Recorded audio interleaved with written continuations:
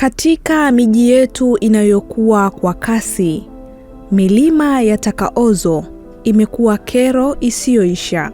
Masoko, migahawa na majumbani huzalisha tani za mabaki ya chakula kila siku ambayo huishia majalalani. Taka hizi zinapooza bila mpangilio hutoa harufu mbaya na gesi ya methane inayochafua hewa na kuchangia mabadiliko tabia nchi. Wakati ulimwengu ukihangaika na janga la mrundikano wa taka ozo, Nzi Chuma wamegundulika kuwa suluhu ya gharama nafuu na yenye ufanisi mkubwa.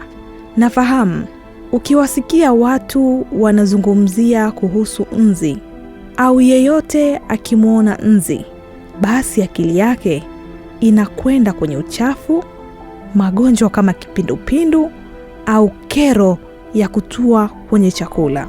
Lakini hii leo mhadhiri kutoka Chuo Kikuu cha Dar es Salaam tawi la Duse, Dr. Lucas Luchemba, kupitia Tume ya Sayansi na Teknolojia COSTECH, amekuja na ubunifu ambao utabadilisha mitazamo na fikra ya jamii kuhusu utunzaji wa mazingira na kubadilisha taswira ya mazingira kupitia Nzi Chuma. Nizungumzie kuhusu asili ya hawa black soldier flies na black soldier fly larva au Nzi Chuma. Hawa wadudu kwa ujumla wanapatikana kwenye mazingira yetu ya kawaida. Kwa sisi tunataka tuwajulishe au tuambie kama sisi watafiti. Tafiti zinaonyesha kabisa kwamba hawa wadudu kwanza wakiwa kama wadudu ambao wanaruka, kwanza hawali wana mirija midogo ambayo inatumika kwa ajili ya kunyonya maji. Kwa wenyewe wanakunywa maji na wanaweza kuishi siku moja mpaka 10, na baada ya hapo wanakufa.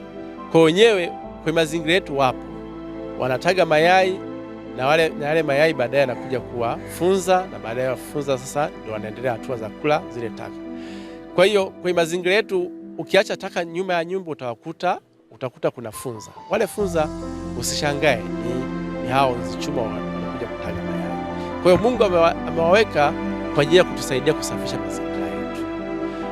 Lakini kwa mradi wetu sasa huu sisi, kwa sababu tunawafuga kwenye neti na baadaye wanatusaidia kuchakata takataka zetu. Moja ya faida ambayo tunaipata au moja ya product za moja kwa moja kutoka kwenye mradi wetu, tunapata kwanza hao funza ambao wanakuwa wabichi, ambao pia wanaweza kutumika moja kwa moja, lakini tunawakausha ili tuweze kuhifadhi kwa muda mrefu. Nzi hawa pia wana uwezo wa kuzalisha chakula cha mifugo kama samaki, kuku na nguruwe, kikiwa na protini nyingi kuliko ile inayopatikana kwenye soya, tena kwa gharama nafuu zaidi. Kausha kulingana na mahitaji ambayo tunayaona soko linahitaji. Soko linahitaji protini, lakini kuna soko ambalo linahitaji protini pamoja na mafuta. Kwa mfano kuku, kuna kuku wa nyama, kuna kuku wa mayai. Kuku wa nyama anahitaji protini lakini anahitaji pia mafuta. Kuku wa mayai anahitaji protini nyingi, hahitaji mafuta. Kwa hiyo sisi tunawarahisishia wateja wetu moja kwa moja. Tunakausha wale funza. Tukishawakausha wale funza, kuna baadhi kiasi tunawakamua. Kama unavyokamua alizeti, tunakamua, tunapata mafuta. Yale mafuta sasa, tafiti pia zimeonyesha yale mafuta yana matumizi mengi sana. Moja ya matumizi, tafiti zinaonyesha yameshaanza kuonekana yana matumizi kwenye biodiesel. Kingine, watengeneza vipodozi, sabuni, vipodozi ambavyo vinasaidia kuondoa shida ya ngozi, pia wanayatumia kwa ajili ya kutengeneza sabuni. Lakini kuna dawa za kusaidia matatizo ya ngozi moja kwa moja. Lakini pia kuna watu mbalimbali ambao wanaendelea kufanya tafiti. Tumeshaongea na baadhi ya watafiti kutoka Muhimbili, wako interested, wameshaocha nia ya kuhitaji mafuta kwa ajili ya kuangalia baadhi ya vitu ambavyo viko kwenye mafuta kwa ajili ya kufanya matibabu mbalimbali.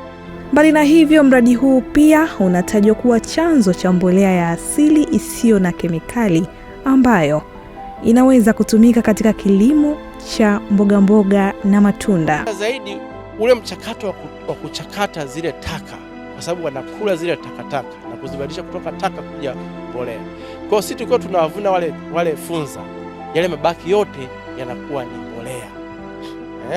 Sasa ile mbolea faida yake moja kubwa sana ni kwamba ina virutubisho, lakini wale wadudu wanapokuwa wanazichakata zile mbolea wanatoa kemikali, kwa sababu takataka zikija zinakuwa zina vitu mbalimbali, wengine zina sumu, zina nini. Sasa Mungu aliwatengeneza wale wadudu akawapa kemikali. Hiyo moja ya kemikali ambayo ipo kwenye mfumo wao wa chakula inaitwa antimicrobial peptides, kwa jina la kisayansi. Ile kemikali inachakata zile takataka zikiwa na vimelea vyovyote vibaya, inavivunja na hatimaye ile mbolea inakuwa haina chembe yoyote ya sumu au ya vitu mbalimbali. Kwa hiyo ile mbolea inakuwa pia inabaki na hiyo kemikali ambayo inasaidia ukiitumia kwenye bustani au kwenye shamba lako. Kwanza inaongeza rutuba, lakini pia inafukuza wadudu, ina act kama pesticides.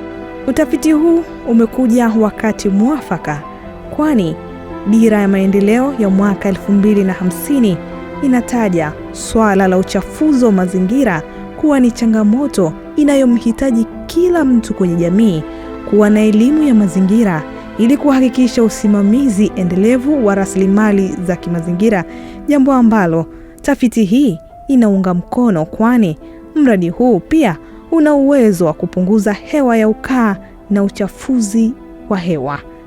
Mradi wa Nzi Chuma si tu mradi wa biashara, ni harakati ya kutunza mazingira yetu. Kwa kuwekeza kwenye teknolojia hii, tunapunguza mzigo wa taka kwenye manispaa zetu, tunatengeneza ajira kwa vijana na kuhakikisha usalama wa chakula kupitia gharama nafuu za ufugaji. Hii ni Plus 255 Made in Tanzania, na mimi ni Hadija Mlacha.